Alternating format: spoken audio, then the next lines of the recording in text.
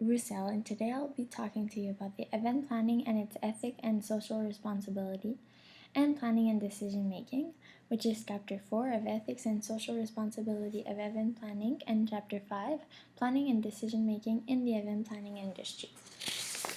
So,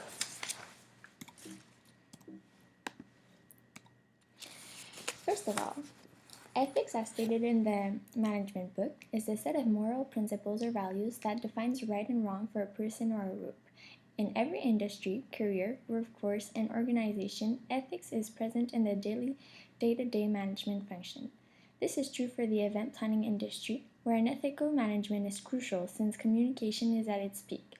From communication with the suppliers, link companies, employers, and customers, event planning must manage its firm in an ethical manner, meaning their behavior conforms to society's accepted principles of right and wrong.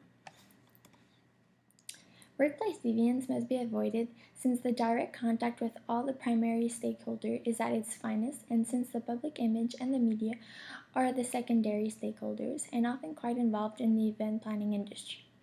Therefore, a faux pas and a workplace deviance would have devastating repercussions with this widely spread social network, creating a bad reputation and brand image for the firm.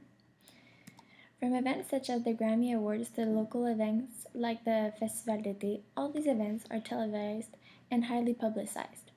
Whether it be minor or serious and interpersonal or organizational, all deviances have an impact on the firm's external and internal results.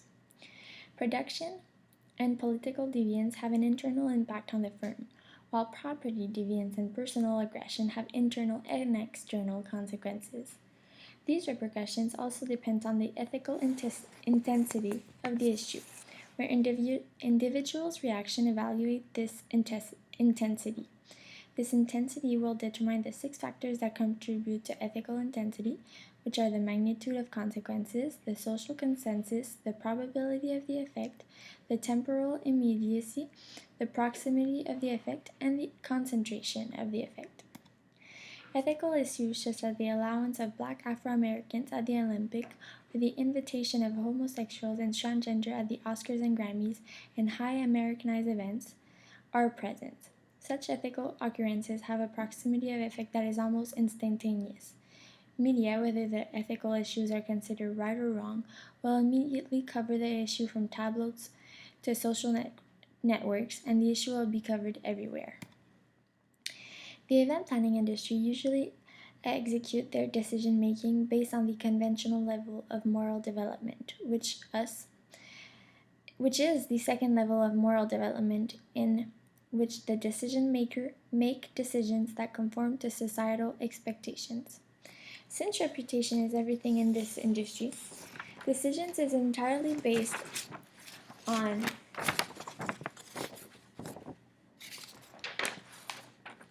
others and what they think. Also, in the event planning, the principles of ethical decision-making would depend on the ethical issues exposed to the firm. However, the principle of personal virtue would be the most common principle. Why? According to the Management book, this ethical principle holds that you should never do anything that is not honest, open, and truthful, and that you would not be glad to see reported in the newspaper or on a TV. This is particularly true to this industry where media is continuously present for the marketing and results of the events depending on their magnitude. To assure the ethical integrity of your firm in event planning, all your employees should be ethical workers. To assure that all the members of your team are ethically correct, overt integrity tests or personality-based integrity tests can be executed to obtain a tangible proof of the level of ethic your employees acquire. A reliable supervisor and leader should overlook their event planning workers since they contribute to the image portrayed to the shareholders of the event. In event planning, the social responsiveness would focus more on the accommodation strategy when committing an ethical issue, since the response will also be published in any media form accessible. So for Chapter 5, Planning and Decision Making in the Event Planning Industry. Well, first of all, event planning says it all. Planning is in the job itself. Therefore, planning Choosing a goal and developing a strategy to achieve that goal is primordial. Hence, before organizing an event, you have to establish the goals, develop commitment in this project event, develop effective action plan, track the progress in the event organization, and always maintain flexibility to adapt any changes and delay that may occur. Even last-minute SMART goals, goal commitment, and action plan is essential to the event's success, since timing and the actual plan presented to the client is what makes the contract accessible. The presentation to the client must be well planned so the client has a clear idea of what the event will consist of beforehand of planning the event. It is crucial for the organizers to carefully listen to the customers so they know what they want and what they expect.